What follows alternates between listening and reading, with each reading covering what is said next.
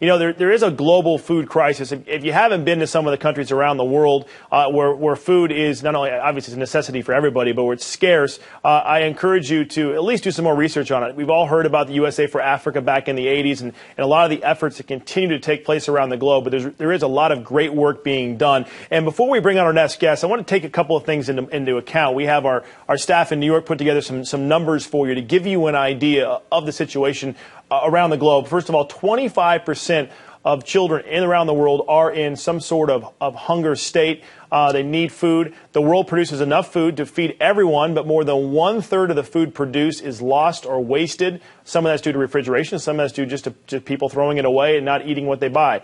There are more hungry people in the world than the combined population of the U.S., Canada, and the EU. Those are the latest numbers, the source as the Holtz Prize. And we have the CEO of the Holtz Prize with us here in New York, along with the winners this year. And we'll be able to talk to both of them about what they've done. They're from, I lost the university here. Sorry, guys. From the McGill-Holt team. There we go. And what's interesting is the pilot project they did were in Ghana and in Mexico. And, you know, a story that we actually saw here on Fox News a while back about how insects could be a potential food source, well, are a food source for many people around the globe, but how they could be maybe an answer to some of these problems. We appreciate you guys coming on. I know that we have Ahmed Ashkar. He's the founder and the CEO of the Holtz Prize. And we also have Mohammed Ashur and Shobita Sur. Did I say that correct? Shobita Sur? Yeah, Shobita Sur.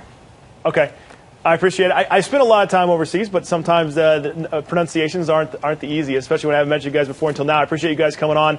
A fantastic organization. You guys did a great job. I was reading up on it earlier today. I want to start off, though, with Ahmad Ashkar and how important this prize is. I want you to give us a rundown for those who haven't done any background on the Holtz Prize and what it does.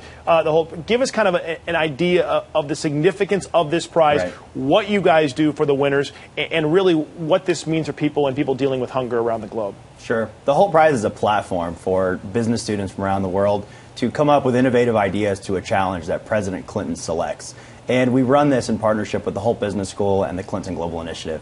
So what we've done this year, we've taken on the global food crisis, which, as you've eloquently mentioned, is one of the world's easiest challenges to solve because the world does produce enough food to feed everybody over.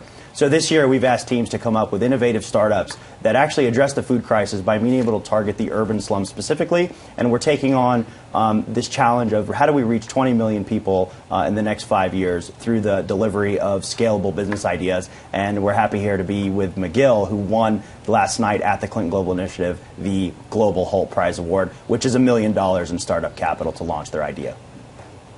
Yeah, before we get to the McGill team, I want to quickly have you mention there are other groups out there that also did very well. Do they get anything for coming in second or third, or how does that play out? Yeah, definitely. There were some other great ideas. Yeah, so globally we had actually 10,000 applicants, which started the first round of the Holtz Prize, and then we narrowed it down to about 50 startups who compete in Boston, San Francisco, London, Dubai, Shanghai, and online. And what we have is a network with the Clinton Global Initiative where the second, third, fourth, fifth, and sixth place teams actually all continue to get a one-year membership into President Clinton's network, which is probably one of the most influential and I think powerful networks in the world, especially if you're an entrepreneur. You need people, access, ideas, and money, and that network produces that. So the losers unfortunately get a nice membership into the CGI, but we do give the $1 million completely to the winners. And again, we're competing with investment banks, management, consulting companies, and the world's top corporations. And we're asking entrepreneurs to go from those corporations to a career in social entrepreneurship. And that's why we have $1 million prize.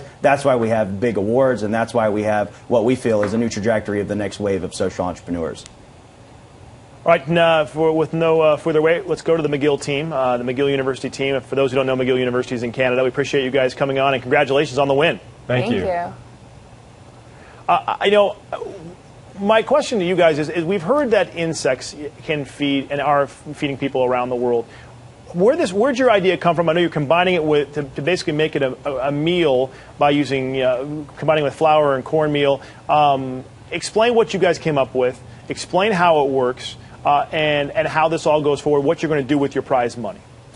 Absolutely. So initially we recognized that, as you mentioned, there's over 2.5 billion people around the world who consume insects as a regular part of a diet.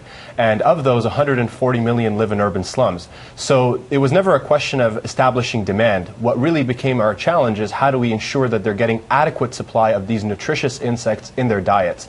And so, for example, if you take Mexico, which is where one of our pilots and successful partnerships are currently established, you have a seasonal market for grasshoppers. So grasshoppers are only available for 3 months out of the entire year, and when they are available, they're painstakingly hand harvested, which makes them very expensive. So our solution is to empower peri-urban and rural farmers to farm insects on a year-round basis. By doing so, we ensure stable access to the supply of insects and as well cut through the seasonality problem. And that allows us to distribute these insects to the people who need them the most, who happen to live in the urban slums, and in the case of Mexico, the largest urban slum in the world. Shobita, how important, obviously, is this, and also how dangerous is this? I mean, is there any danger involved in regarding to the insects? I mean, there can be some significant damage done if they were to get out. I mean, I'm sure that's part of the whole process when you're planning this stuff out. You have to take into account everything, how they're raised, the security situation, all those kind of situations.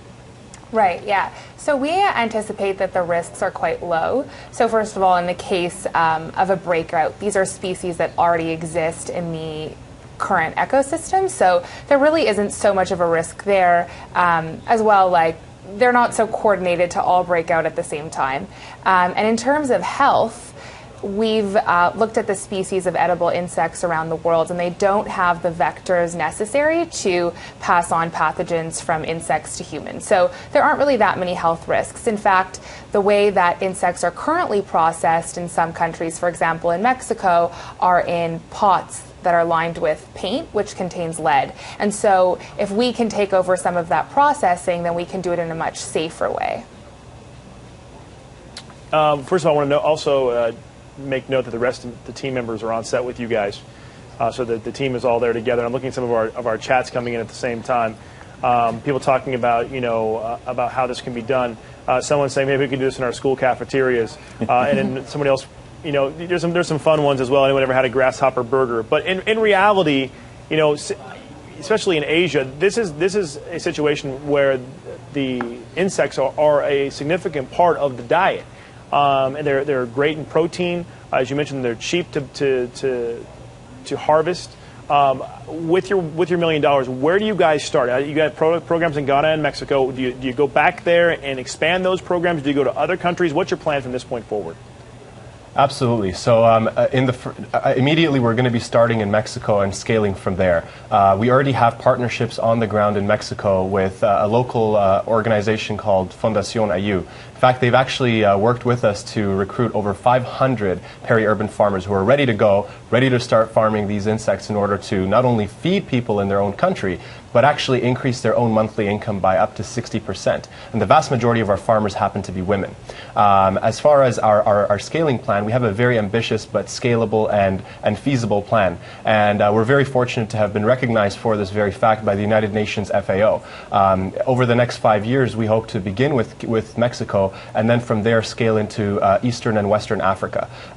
Also over time, as we develop our solution, which is very regio-specific. So one thing that's important to recognize is that insects, while widely consumed, aren't always consumed in the same varieties. So in Mexico, grasshoppers are largely a traditional food, whereas in Ghana, you'll find people loving to consume palm weevils, and in Kenya, the insect of choice is crickets. South Africa, it's mopane caterpillars.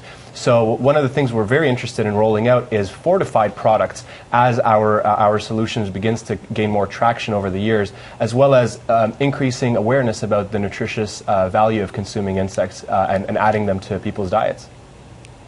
Yeah, I mean, awareness, as you mentioned, and we've mentioned, may not be as necessary in some parts of the world, but other parts of the world, of course, eating insects here in the States. I mean, it's something that maybe a lot of people have not heard, or if they've heard, they think it is being exotic, when really it's staple in a lot of parts of the world. We have some pictures of you guys winning the award last night. As we show those, I'm going to talk about one of our other people that has chimed in, Ted Yost, one of our viewers, who says, Africa and India have been eating insects for ages. Many Indian people became ill when they moved to Great Britain because of the lack of insects in their diet at that time. So kind of give you some background as well. I know, Shobita, you guys are working with the Mexican government specifically? I know Mohammed touched on that. Can you expand a little bit about what you are doing with the Mexican government?